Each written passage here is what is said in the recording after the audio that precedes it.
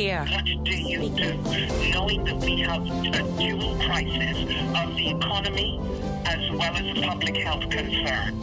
If you do not have to travel abroad, particularly to Florida, and those are the hotspots, don't go.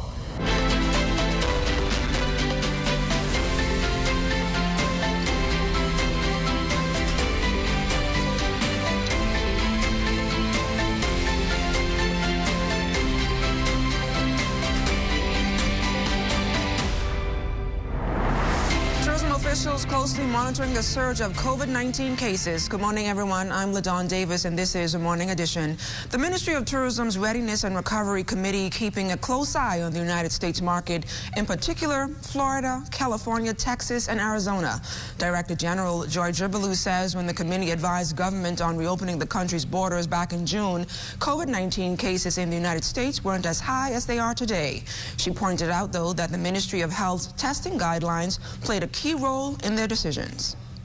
We were guided by the fact that the health visa that they have introduced, it is so robust, it is sophisticated, and what it is that when people make that application, the Ministry of Health has already sort of internalized in that application processes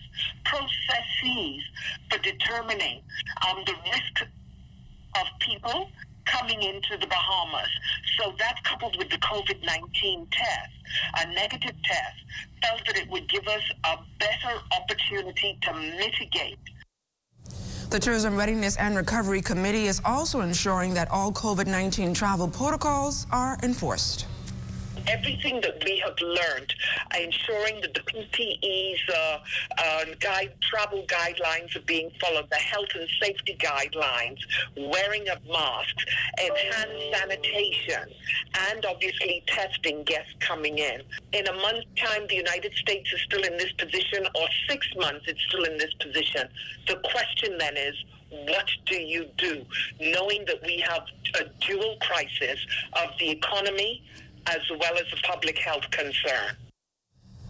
Many business owners who purchase products from the United States now find themselves in a difficult situation. COVID-19 has hampered their movement to Florida, now considered the world's epicenter for the COVID-19 virus.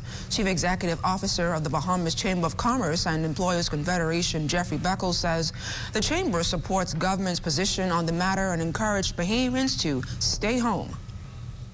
If you do not have to travel abroad, particularly to Florida, and those are the hotspots, don't go. I know this is vacation time, but we're not just talking about a week reprieve from a break. We're talking about life and death. We're talking about our future. Besides the fact that of asking us not to travel if we don't have to, domestic tourism offers a tremendous opportunity to take a break in one of the most beautiful countries in the world. Stay home. If you have to shop, go online and shop. Shop domestically. And what you can't find domestically, you have access to it online. But to take the risk is pushing the limit. And one of the things that we would not want to see happen here in the Bahamas is our infection rate goes up because people simply travel because they had the opportunity to. Well, the national airline, Bahamas Air, confirming one of its flight attendants tested positive for COVID-19. A statement from the airline revealed that the flight attendant has not been to work since July 6th. Bahamas Air officials say they have been in contact with the Ministry of Health and are following their established guidelines and protocols.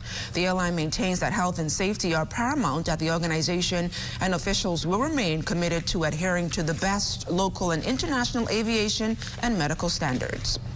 Meantime, 3 female residents of New Providence have been confirmed as the latest COVID-19 cases. They are ages 29, 51, and 57 years old.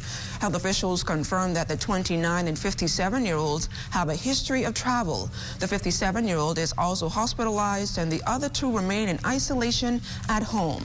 These new cases also come after health officials reported 2 new cases over in Grand Bahama and 1 in New Providence on Tuesday. The national count for COVID-19 cases cases now stand at 119, 87 cases in New Providence, 18 in Grand Bahama, 13 in Bimini, and 1 in Cat Key.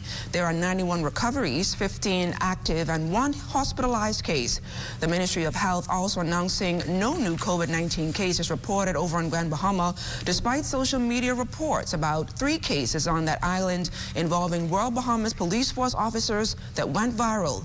Health officials remind the public that it is their responsibility to protect the names of persons and businesses impacted by the COVID-19 virus and will not publish that information as it is considered strictly private and confidential. Health officials continue to plot cases over in Grand Bahama, which they say continue to rise. Task Force member Dr. Frank Bartlett speaks to those factors currently being considered regarding community transmission. He also notes the amount of cases being brought into this country. One of the things basically we have to establish and the things we have to take into consideration is what type of disease we have within our community. We've been blessed from the very beginning of this pandemic with sporadic cases. We still haven't established a clear-cut pattern as to whether we're just dealing with clusters. And at this point in time, it's very hard, very difficult to say that we have established sustained community transmission. So again, we don't have any definite relationships between the cases that we have, other than the relationships we have with those who have traveled to the ones that are positive.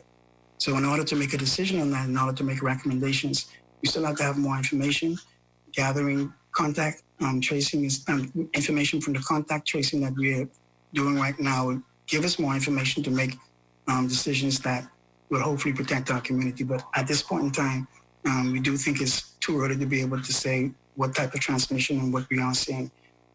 Dr. Bartlett notes that the lockdowns and curfews are not off the table for consideration by the competent authority and Minister of Health. The Prime Minister is expected to address the nation this weekend. Officials also explained why children under the age of 10 are not being tested for COVID-19. The reason it was designated that age because many jurisdictions would not offer the tests. This is what we were finding out when families were making arrangements to travel as families, and we were requiring COVID testing for them. A number of jurisdictions do not test under 10, but children are showing a different immune pattern with COVID. So what we're trying to do is do a responsible balance as well and make sure that the children themselves, those who are able to be tested, get tested, and those who are not able to be tested present specific documentation from the jurisdiction they are coming from that says we do not test children who are under 18 or under 10 years of age or younger. And if they present that specific documentation from that jurisdiction, then we will use that to say we are able to exempt those children from testing. Meantime, a cleaning crew equipped with the latest technology carried out deep cleaning of the C.A. Smith building over in Freeport after COVID-19 concerns emerged at that facility. Here's Natalia Hall. President and Project Manager for Fusion Sanitizing and Disinfecting Services, Wayland Bartlett, says the cleaning of the C.A. Smith building began on Tuesday. He says the company was called in after an illegal migrant being held in custody tested positive for COVID-19. Bartlett said his company did a site check and then sprayed the entire immigration department with an electrostatic sprayer and an EPA-registered disinfectant. We scrubbed the cells where they were being held, all the walls, all the shower, everything that was in there, soap, toothpaste, toothbrush, all the blankets, pillows. We packed them into 5mm garbage bags and disposed of them. All the vests belonging to the immigration officers, we took those and had them decontaminated. We sanitized them. And we're going to bring them back. The whole building was sprayed using our electrostatic sprayer. We went in we went in and sprayed first to eradicate any viruses that may still be in there before we did our cleaning. He says all of the offices, cafeterias, bathrooms, computers, keyboards, doorknobs, and blinds were cleaned in the building as well. The entire building has been fully sanitized, disinfected. It's protected against viruses, influenza, H1N1, any type of virus right now, we've eradicated basically out of this building. The building is safe for anyone. The last procedure, we're going to come back in probably on tomorrow, and we're going to do some fogging. We're going to fog the HVAC system, just to put this stuff into the HVAC system to make sure that the air being circulated in the building has been cured also. And as for the electrostatic spray machine, the business owner provided more details on the device. These are the exact machines that were used in Wuhan, China, for when the outbreak first started. We're using a disinfectant. It's an effervescent tablet that we drop into water. It dissolves, but it's EPA registered. The CDC recommends it, and the WHO approves it. So it fights and it kills. It's a sanitizer and disinfectant. It kills more than 160 different types of viruses. He is encouraging the public to take the deadly virus seriously. COVID is serious, and adhere to all the instructions by the authorities. Safe distancing, wearing your face mask, and washing your hands. I am adhering to all business owners on this island, all public facilities on this island, to install the touchless hand sanitizers, because if we're covered in our mouth and our hands are sanitized, it's very difficult for the virus to be transferred from one person to the next. It's Talia Hall, ZNS Network News. Well, the streets are coming to life here in downtown Nassau. On the other side of the break, a look at your overnight traffic, as well as some tips to drivers who may have racked up multiple traffic tickets.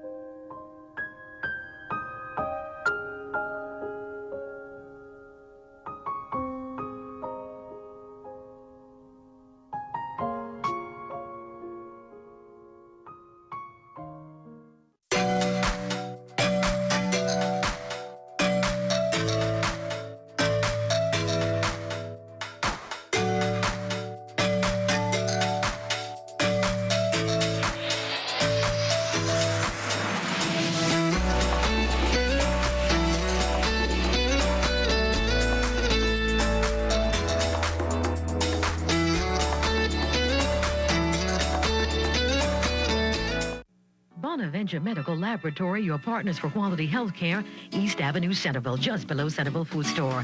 Bonaventure Medical Lab offers confidentiality and comfort while making your lab experience pleasant and relaxing. Our experienced staff gives service with a smile.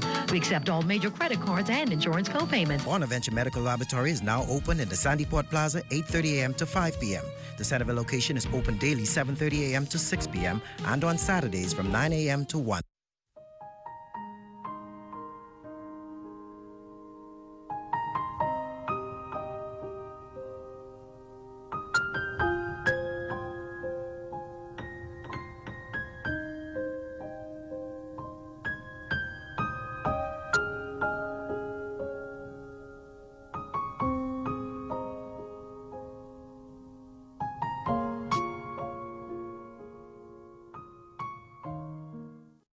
We Buy You Sell offers the best in impact windows and doors. The first line of defense in protecting your home and family with premium designs and affordable pricing. We can make your dream home a reality. We also stock a wide variety of tiles such as porcelain, mosaic, and plank tiles. We offer the lowest rates in the country. Located at number 163 Robinson Road. Call 677-2856 or 324-6427. We Buy You Sell. Come and see us today. Nature-based tourism supplies almost $50 million in revenue for Androsians every year.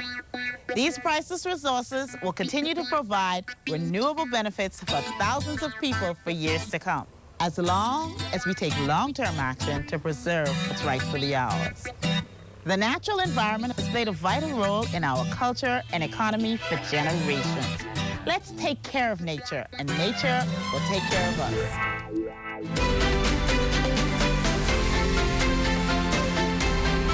Welcome back. The streets of the capital are quite busy at this hour. Traffic reporter Lloyd Allen is standing by with an update. Good morning, Lloyd. The traffic report is sponsored by Bahamas First. First in insurance. Today, tomorrow. We're having some technical challenges there. A recent graduate of the C.L. Walker Senior High School, who's also of Haitian descent, is still awaiting confirmation to pursue tertiary level studies at the University of the Bahamas. The valedictorian was a bit uncertain about her academic future after not having the proper documents to enroll at the premier institution. We caught up with the stellar student while sitting her national examinations to talk about her status. I guess it's up to them, or maybe because they have many more they're working on. 17-year-old Marsha Jean is now hopeful about her academic future after her Belongers Permit application process was successful a few weeks ago. Applicants for Belongers Permit like Marsha are born in the Bahamas to non-Bahamian parents but currently reside in this country.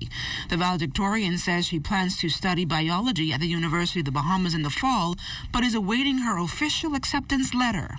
When you get used to the process, it's kind of normal, but I just really want it a little quicker because, you know, before this pandemic happened, UB set a deadline, which was for April.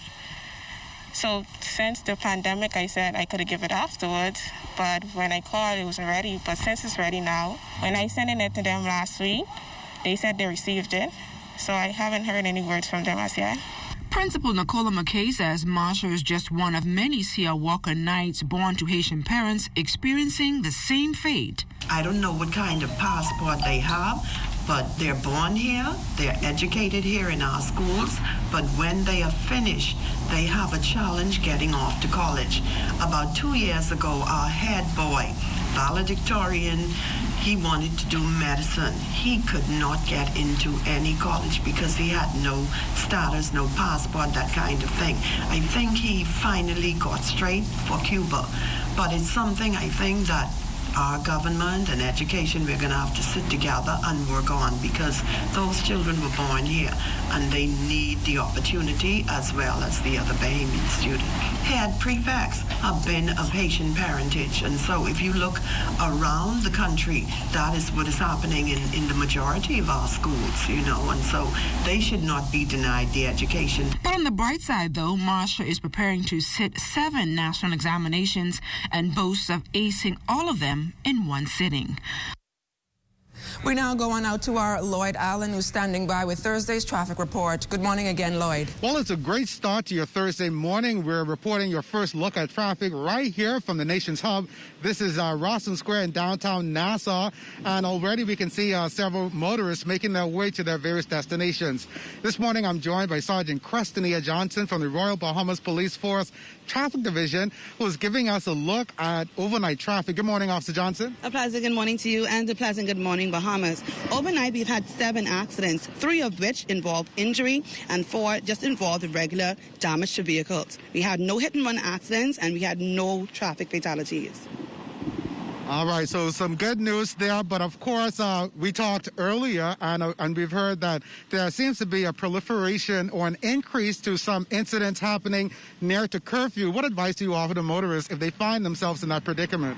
Yes, we've found, like you stated, there's an increase of accidents that's occurring more in that evening time, especially getting close to curfew time. We're just asking the motoring public, if you are going to be utilizing the streets at that time, please contact the 311 or 511 hotline. Give the information to the persons at the hotline let them know that you're going to be on the street during that period of time, so you don't have to rush and conduct this dangerous driving behavior trying to get to wherever it is that you need to go. And last but not least, I have a friend, I'm obviously not going to call their name, but they've racked up several traffic tickets. And so what advice do you offer the persons who find themselves in that predicament, who may have several traffic tickets under their belt, so to speak? But when I think about just tickets on the whole, and think about what type of tickets. Because if your vehicle is in a particular manner and that's not fit to be on the road, that's a regular offense. But if you're doing those behavioral offenses where it's excessive speed, and you've racked up an excessive amount of speed tickets, then if I got one today, one tomorrow, one the following week, then again, the problem is not the officer who's citing you. The problem then is the driver. So I'm just advising the motoring public, if you do find yourself in these type of predicaments, to please, even so, with your vehicles, if it's not in the condition to be on the street, just take the time to get these vehicles brought up to date, and if you're speeding, please just slow down. Plan ahead, make sure you have these things under wrap, make sure it's where you can plan and not have to, again, use excessive speed. We find, again, that a lot of our excessive speed persons who are cited, they come from on the JFK thoroughfare, down on the Coral Harbor Road, on the open roads where they feel as if not much persons are going to be on that street at that time, and especially getting to the airport. So we're asking persons as much as possible to just utilize and drive the street using due care and attention. Now, of course, some great advice there. Unfortunate for me, I happen to live in that area, so I will keep that information at the forefront of my brain as I make my transition to and from work. Any final advice? Yes, my mind still is on those racking up tickets. So just how we have character references, we have traffic records, and your traffic record is going to be affected. So if you have an excessive amount of tickets, if you go before the court, your file is before the court, we can advise the prosecutor to advise the magistrate in the matter that this person is a prolific traffic offender, and worst case scenario, you would have your driver's license suspended for a period of time. Now, in an ideal world, of course, I guess a payment plan would have been great for traffic tickets, but unfortunately, this doesn't happen here. And so some great advice coming in from Officer Johnson for persons who may have multiple traffic tickets. Get those tickets paid, but of course, you want to continue to monitor your speed and other aspects of your vehicle as you're on the streets. Reporting here from Rawson Square, downtown Nassau, Lloyd Allen and Officer Johnson for the morning edition. LaDawn, back to you. Thanks a lot, Lloyd. Meantime, a local company investing in the development of the country's future, Kalina Financial Advisors Limited, has presented a check of $2,500 to Jordan Prince William Baptist School business students. They are the official winners of the 2019-2020 CFAL Junior Investment Education Program. The annual initiative began in 2002, introducing hundreds of students to financial management, fundamentals, and investor education. Runners-up were Anatole Rogers High School and St. Augustine's College. CFAL program chairman for the Junior Investment Program, Richard Pinder, commended students for their commitment despite challenges brought about by COVID-19, and he explained how the program has impacted participants.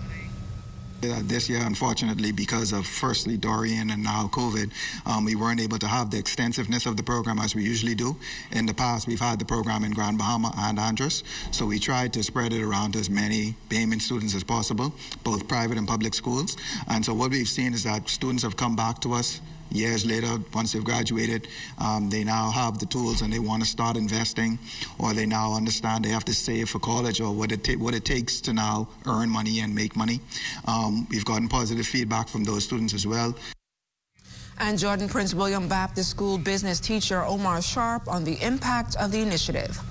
Well, it means a lot because the business department will be more financially able to do some of the things that should be done at the school. It was very easy to get the students to participate because at Jordan Prince William we have a business department and with students who are eager to learn. So whenever we say there's a competition, we have a lot of students ready to go. So it was quite easy, and it's not the first we are in the program. So they knew about it. So it was quite easy. Stay close, we've got more right after this. You're watching The Morning Edition.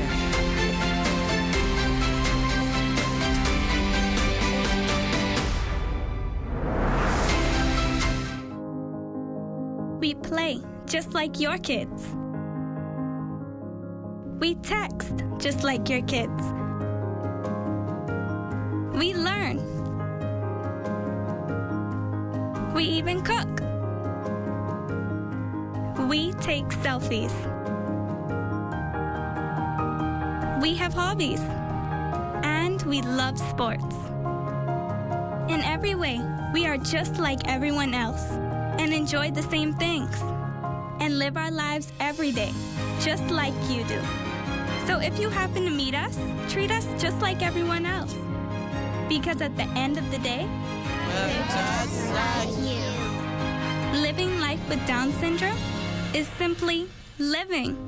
To learn more about Down syndrome, call 727-2105. This message is brought to you by the Grand Bahama Down Syndrome Society. Hey, y'all, what's up? Hey, what's that? What y'all getting? Listen, I've been waiting to march down some lobster, yeah? Hi, I'm Matthew. I will be you guys waiter today. Can I take your order? Oh, I've been queuing for some grouper tread.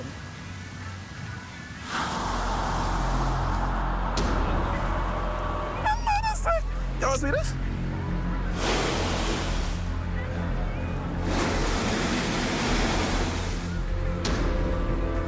See, this ain't gonna work. Where the fish gone, though? But how, though? Don't leave our children with no fish in their future. Protect our sea. Protect our way of life. Protect the Bahamas. To learn how you can help, find us on Facebook at Bahamas Protected. See the future.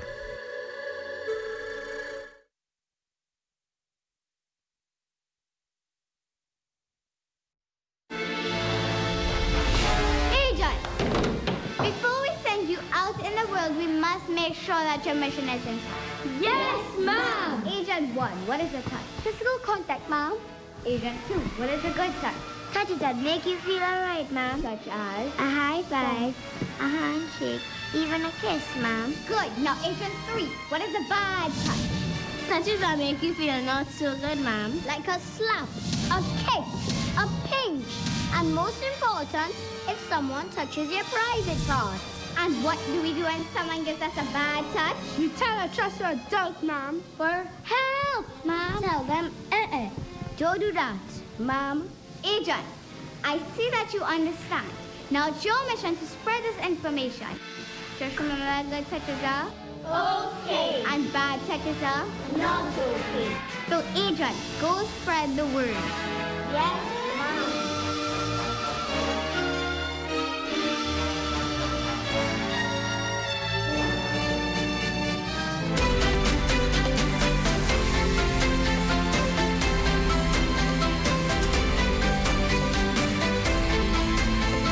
Welcome back. An overview of the National Emergency Management Agency, or NEMA, is expected to be presented by consultants very soon. NEMA Director Captain Stephen Russell says that overview involves strengthening the agency's capabilities. But by and large, NEMA is not just the core staff at NEMA. We are the NEMA comprises of agencies of all government ministries and departments. So those persons, those agencies, they are available, they are on standby. They're preparing their plans to augment NEMA and we're carrying out 14 key functions prior to, during, and in the aftermath of a disaster. So we're looking forward to see what the consultants are saying as to how we can further refine or strengthen the NEMA mechanism. Captain Russell maintains that strengthening NEMA is crucial if the Bahamas is to propel its disaster response in the face of the increasing strength of Atlantic storms. But by and large, NEMA is not just the core staff at NEMA. We are the NEMA comprises of agencies of all government ministries and departments. So those persons, those agencies, they are available, they are on standby. They're preparing their plans to augment NEMA and we're carrying out 14 key functions prior to, during, and in the aftermath of a disaster. So we're looking forward to see what the consultants are saying as to how we can further refine or strengthen the NEMA mechanism. Months after Hurricane Dorian put a beating on the northern Bahamas, volunteers of the Bahamas Red Cross swung into disaster assistance mode, giving residents affected by the monster storm financial and rental assistance through its multi-purpose program. Fast forward nearly a year later, and President of the Red Cross, Therese Curry, says she is pleased to see how many lives the assistance program has touched during this difficult time. So see where we are strengthening, and just a matter of the respective agencies that are part of NEMA. being truly aware of their roles and responsibilities, and they're committing their assets and persons to enable us to more effectively carry out our functions here at NEMA as the coordinating agency. The warm July month forcing many to consider ways to protect themselves from the heat. Jamila Mizik reports. We assisted 3,060 persons across from the two islands, because some persons were here in New Providence, but they were Abaco or Grand Bahama residents and evacuated here. And that is winding down, and so we are doing final assessments on that program, feedback from the community on how that's going, how that went, sorry. We also did a rental assistance program for 235 persons in Grand Bahama who required rental assistance. And so those 235 are at varying stages of their rental assistance. Some have completed the 6 months, and some are back on good footing. The warm July month forcing many to consider ways to protect themselves from the heat. Here's Jamila Mizik. Scorching temperatures are a concern as the heat intensifies during these hot summer months. Medical Chief of Staff at Grand Bahama Health Services, Dr. Freeman Lockhart, notes that heat exhaustion is very possible and exposure to heat can mean severe dehydration, which can in some cases cause persons to collapse. His advice is to find ways and means to stay cool and hydrated. For the exercise enthusiasts among us, I would encourage you to probably partake of your exercise in the early morning hours or in the late evening when the heat index or the heat intensity is not so severe. Also, if you have any chores to do outside of any kind of cool space, if you can plan to do it during the morning hours, during the evening hours, that would be certainly in your best interest. Dr. Lockhart is also encouraging those who do not have access to a cooling system to find a cool, shaded area not exposed to direct sunlight. And when it comes to the elderly, disabled, and children, he says the same applies. In terms of keeping out of direct sunlight, keeping them cool, and keeping them hydrated. Okay, hydration is absolutely key, because even if you're in a cool space, we have all experienced it. Even though you're in a cool space, you can still lose a lot of fluids. Okay, so hydration is absolutely key at a time like this. Not everyone have access to air conditioning. But certainly there are various means. He says it is also important to wear clothing that does not attract heat. You want to dress in fabrics or colors that do not attract heat, so light colored clothing. And also the material you wear, you want to wear materials that more absorbent, more cotton material, as opposed to others that will cause you to sweat a lot. Dr. Lockhart notes that the recommended water intake of 8 glasses per day is certainly an advantage. Jamila Mizik, ZNS Network News. Thanks a lot, Jamila. And still to come, your Thursday workout session with Natasha Brown. You're watching The Morning Edition.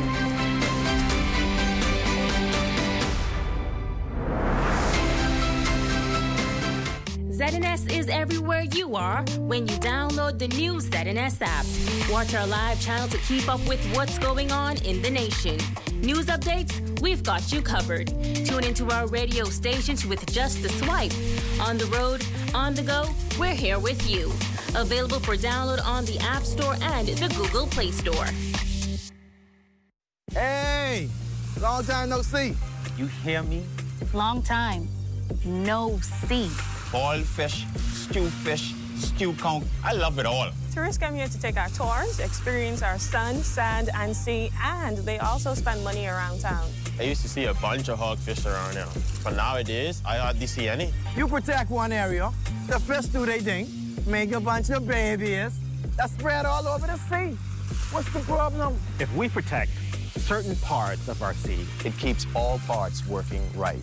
I was against that phrase, but knowing what I know now, I totally agree with having marine protected areas. I support marine protected areas. We support marine protected areas. Look for Bahamas Protected on Facebook. Sign the petition. Sign the petition.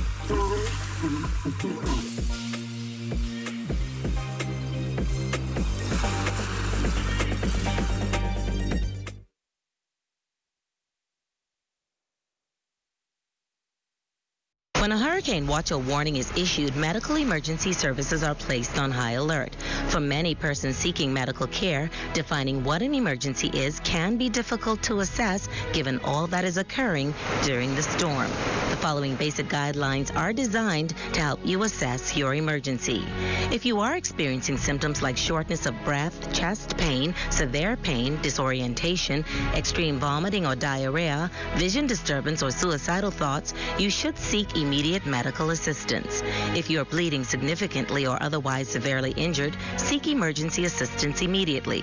Children presenting with symptoms like high fever and extremely listless or lethargic behavior need to be taken to the emergency room immediately. If you are unsure of the extent of your condition, you are advised to seek medical assistance immediately.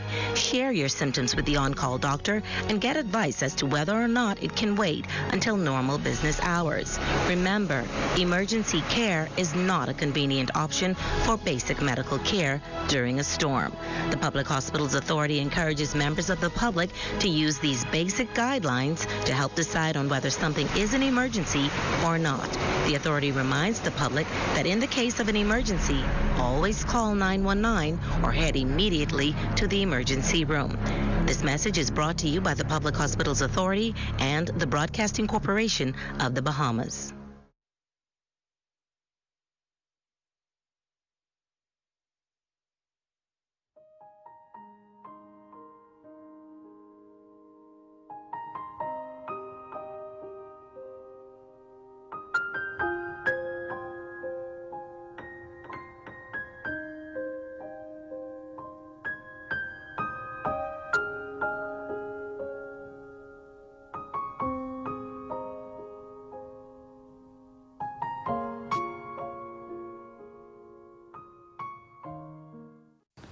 Andros is the #1 bone fishing destination on our planet. Sports fishermen visit our flats every year to participate in one of the most fulfilling outdoor activities known to man, fly fishing. And guess what? It's 100% sustainable. Without areas like the west side of Andros, sustaining this industry would be absolutely impossible. So let's take care of nature, and nature will take care of us.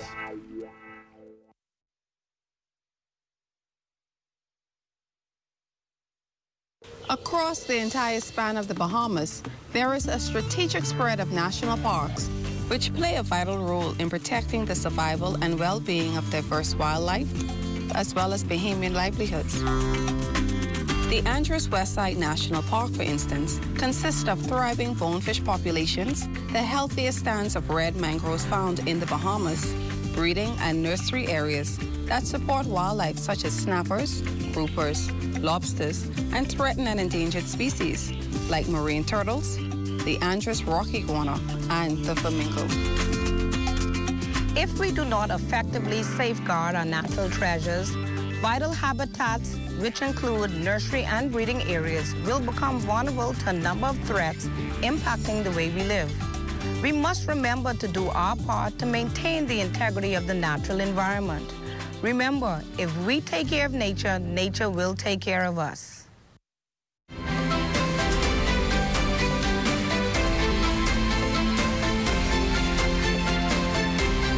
The fishing industry, which lagged behind due to the COVID-19 pandemic, is now up and running, especially for fishermen over on the Family Islands. Here's Charles Fisher. No decline in the fishing business. That's a strong assurance coming from Jack Andrews, owner of Maljack Fishing and Shipping Company, as early in the COVID. Come on down, Natasha Brown has got you with the ultimate fitness. Hi, good morning, and welcome to another Downtown and the Ultimate Team segment. I've said this before. We've got to get up every morning to make sure we do not quit on ourselves. This morning, I will challenge you. If you've got a chair, you can use your chair. We are using hurdles, but nevertheless, you should be able to follow along with no problem. Let's get right into the routine.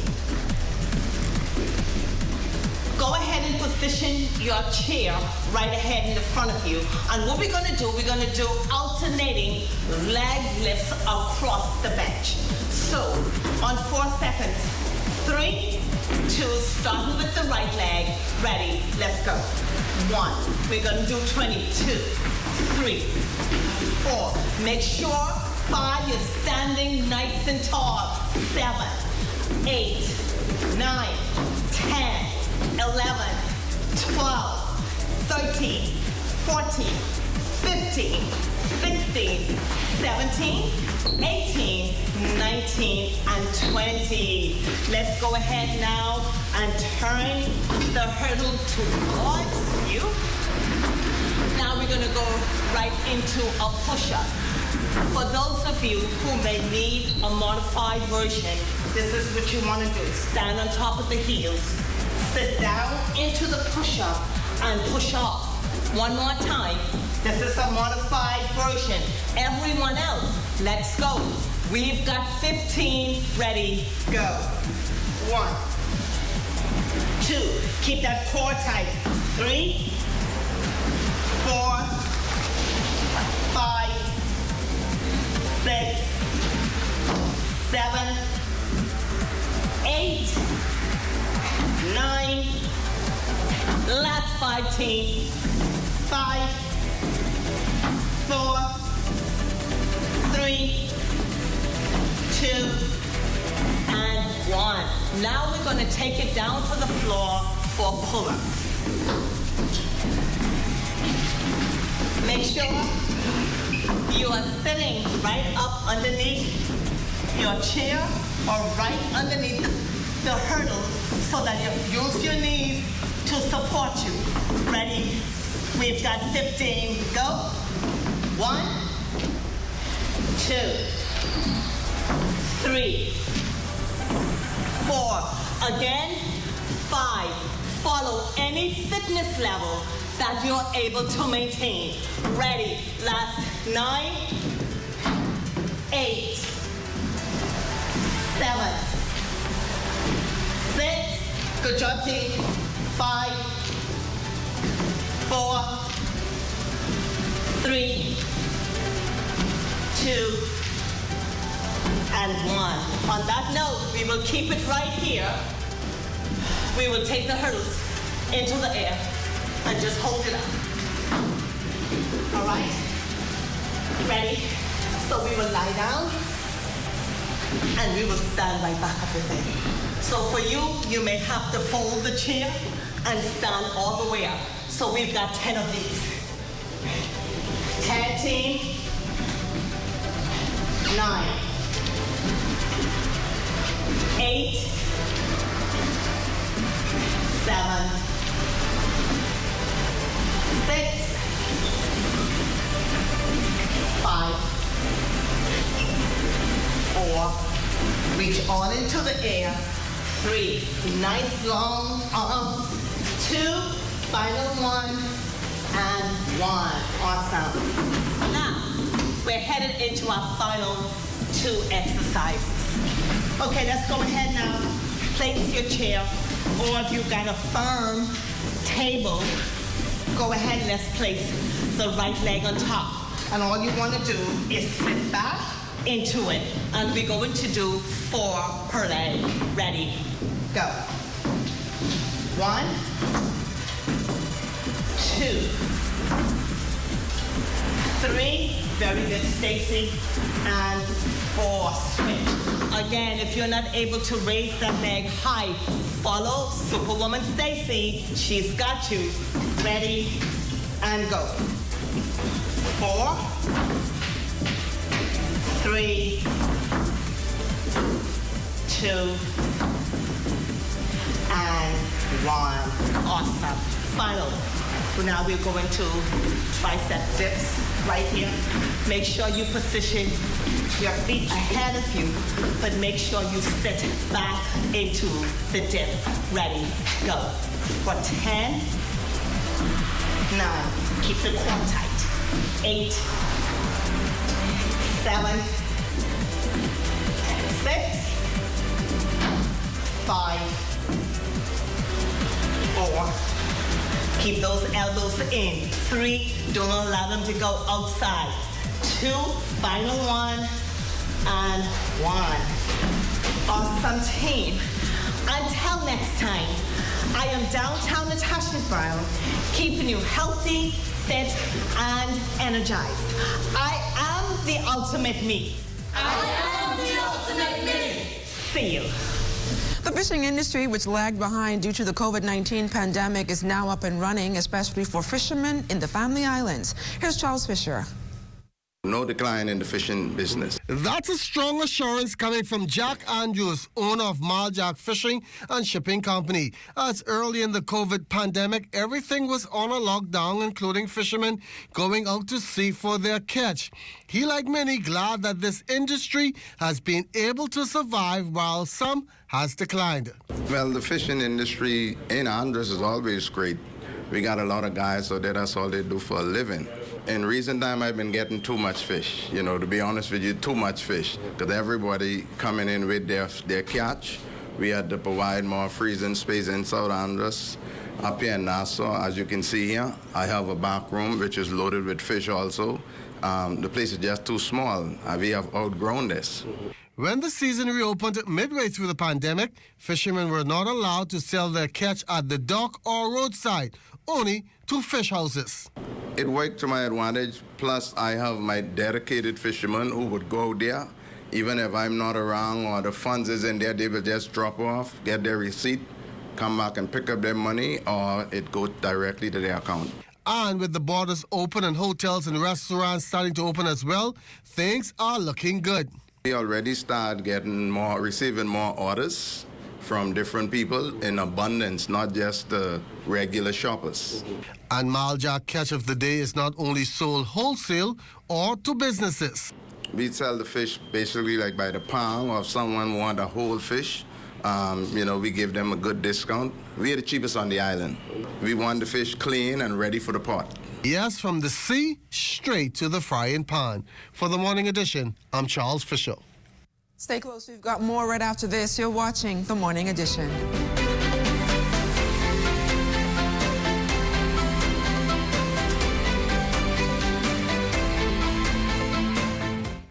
This public service announcement has been brought to you by the Bahamas National Trust in conjunction with the Broadcasting Corporation of the Bahamas. For 60 years, we have been here, the voice of the environment. Here, speaking up and for your national parks, all across the islands of this nation. The places God visits for vacation, spanning over 2.5 million acres of land and sea. How delighted then he must be to see a sea of pink, as flamingos mingle and haven like jingles play where queen counts still sleep. And if you listen, you can hear it. The words of gossiping parrots awaiting the diction of the day.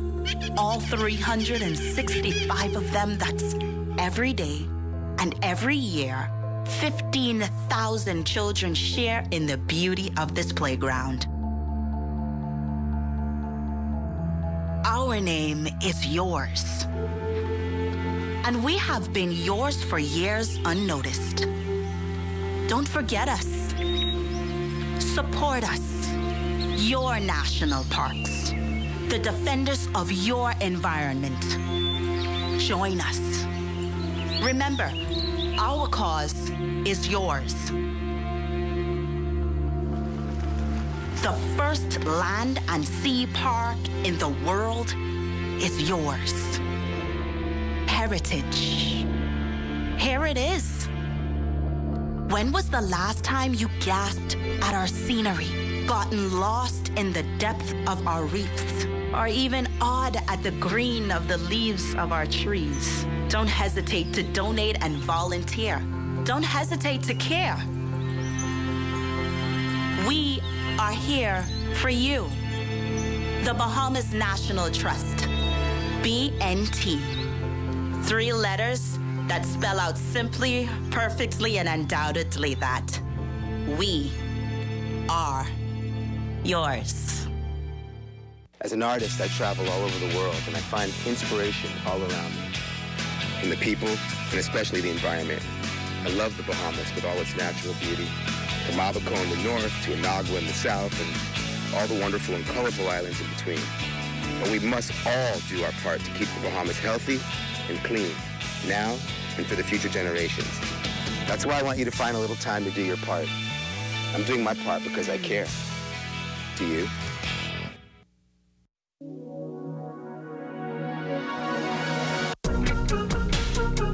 Let's stay COVID-free.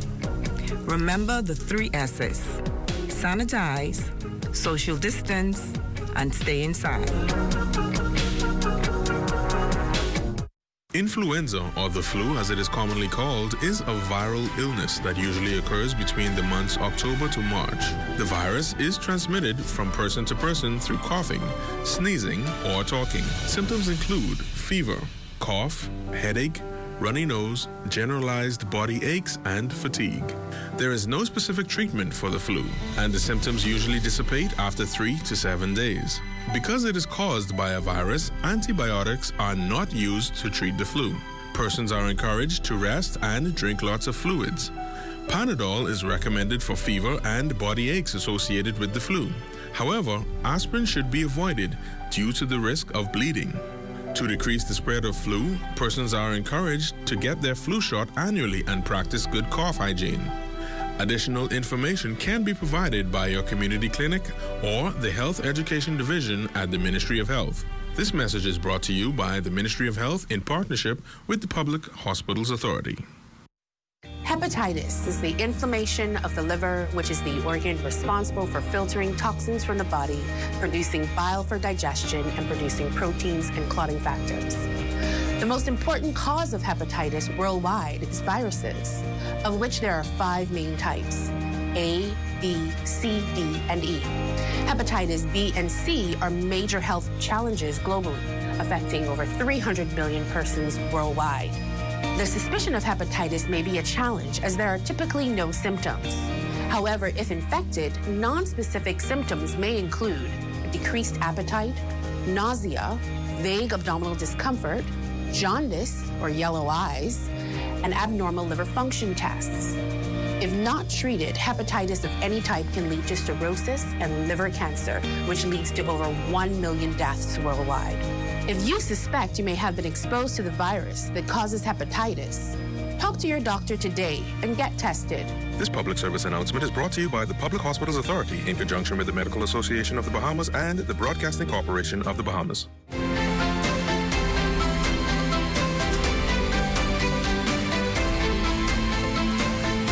Also this morning, we take a look back at the work of a local entertainer who has made a great impact in culture for decades.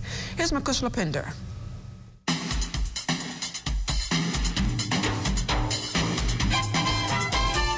The knock-knee, bow-legged, and parry-toed chronic complainer, singer, songwriter, and artist Eddie Minnis belted about in this song took on a life of her own in his ever-popular editorial cartoon, Potluck.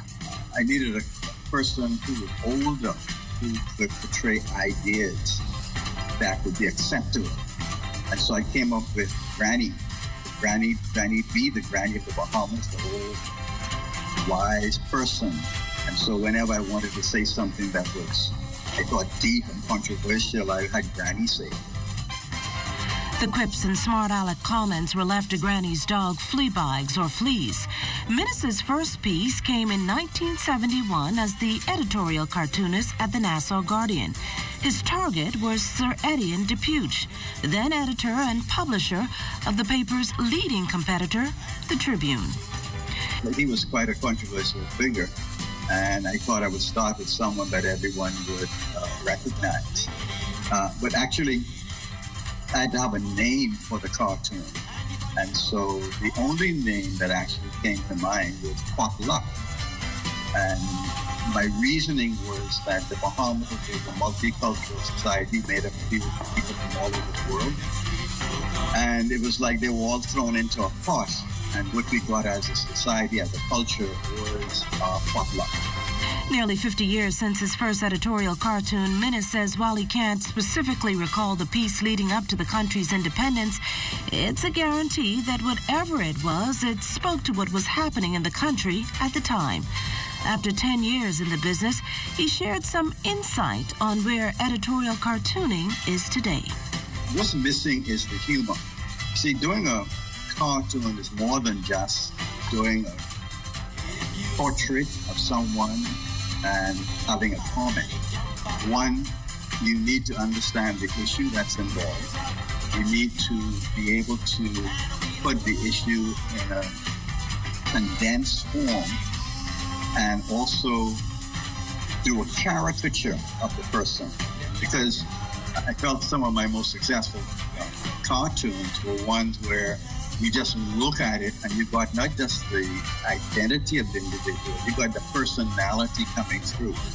For example, one of my favorite characters was doing Sarando Coates, because he was quite a controversial character and he played a large role really in the development of independence in the Bahamas. That said, here's what he recommends to the younger generation. As they develop the art of caricature. And what they should do also is try to understand the issue so that their drawing and what they're putting forth actually brings it out. So there are a number of young men out there filling the void that Stan Burnside and myself left. But I like to encourage them to really work on the craft, because there's a key element in a cartoon caricature must be humor. For the morning edition, I'm Makushla Pinder. Kushla, stay close. Your weather forecast is up next.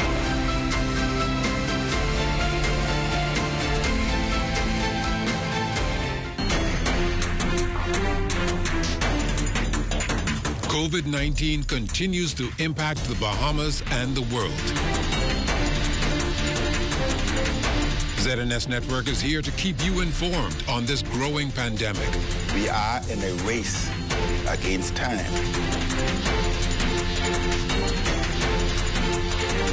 With team coverage, hourly updates, news, and special reports with information that is important to you. ZNS Network is your best choice for COVID-19 coverage. No other station covers the Bahamas better.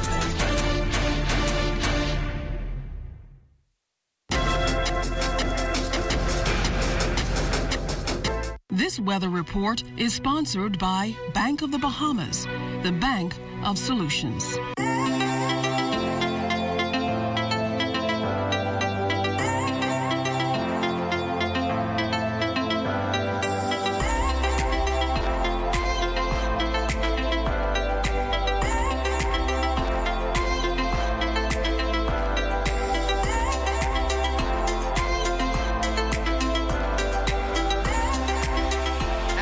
Stay tuned to the ZNS Network, your best choice for local, regional, and international COVID-19 coverage. We are the only station providing you with live radio and television updates throughout the day, giving you up-to-the-minute information. Our coverage continues at 10 on radio and then again at 2 on the television network. For the entire team, I'm LaDawn Davis. Make it a great Thursday, everyone. Going to Can Island.